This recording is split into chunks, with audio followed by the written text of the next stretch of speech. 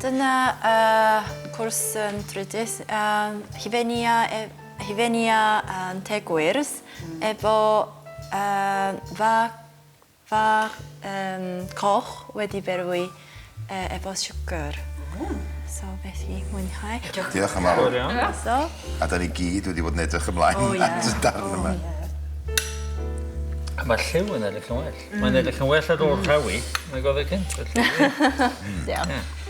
Mae'n diddorol iawn bwyta. Achos pan o'n i'n bwyta'r sushi a'r tempura, o'n i'n meddwl, mae'n flasus iawn wrth gwrs, ond dwi wedi bwyta flasu rhywbeth tebyg o'r blaen mewn tai bwyta ac ymlaen. Ond mae hwn yn hollol newydd. Mae'r flas yn hollol... Mae'n antur o ran flas. Dwi'n gwybod bod hi'n blasu Japan rwan. Diolch yn fawr. Fel arfer, dwi ddim yn hoffi tegwyrdd, ond y tro yma, mi oedd yn flasus iawn. Oedd y pudding yn wirioneddol exotic i mi, achos roedd y hifenia mor llefn ac dim rhywennus ac ar ôl y pryd o fwyd nes i ofyn am fwy. Cyn i ni ddiolch i Noriko am y pryd i gyd. Wrth gwrs mae yna un cwestiwn arall i ddod. Cwestiwn ola. Cwestiwn ola am heddiw. Reit, a Noriko, na i ofyn o'i ti i ddechrau. Iawn. Disgrifiwch eich hunan mewn 3 gair. 3 gair. Ymlacio. Wedi ymlacio. Ar ôl gorffen y bwyd, ie. Ymlacio. Hapus. Ie. Ac gyffroes. Cyffroes. Mae'n amhosib. Cogydd. Ie.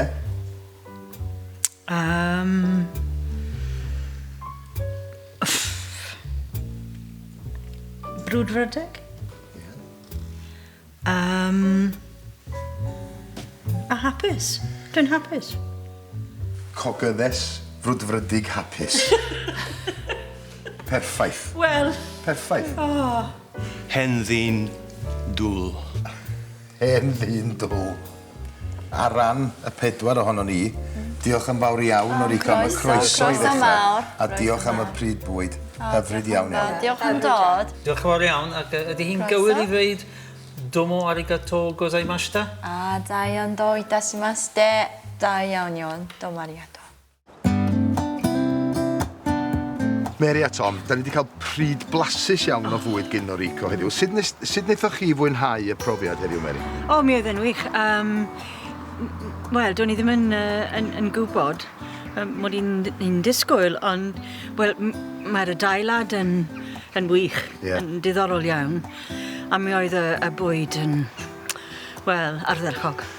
Faswn i'n dweud bod yn od iawn i fyw lle oeddech chi'n briodi.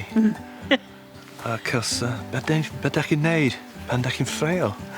Ydych chi'n mynd yn ôl i'r lle a sefyll wrth ylcar ei gilydd ac wneud ffrindiau eto?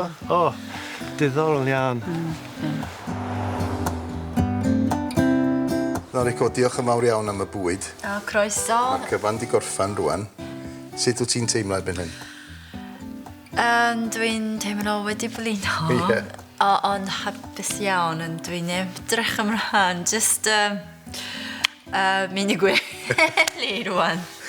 Ond pa mor bwysig oedd o i ti i ddangos bach o draddodiad Japan a chyflwyno bwyd o Japan i bobl fel Mary a Tom? Dwi'n barwch dod Japan ac dwi'n hoffi y dangos rhywbeth ohanol i na ffrindiau gan pobl yn Nghymru. Jyst yn tanlinellu ffaith mewn gwirionedd, bod dysgu Cymraeg fel myfyriwr, fel Tom a Mary fanna, ac fel tiwtor, yn brofiad rhyngwladol iawn, achos mae'n un o'r pethau hynny, dyn ni yn, fel tiwtor Cymraeg oedolion, yn dod o draws llawer o bobl o ddiwylliannau gwledydd eraill yn dysgu Cymraeg, a hefo Noriko rwan te, felly, ac mae'n cyfoethogi ein profiad ni o Gymreigdod pan mae pobl yn dod ac elfennau o ddiwylliant arall i mewn i bywydau ni trwy gyfrwng y Gymraeg. Pam sy'n rhaid efo digwydd gyfrwng y Saesneg?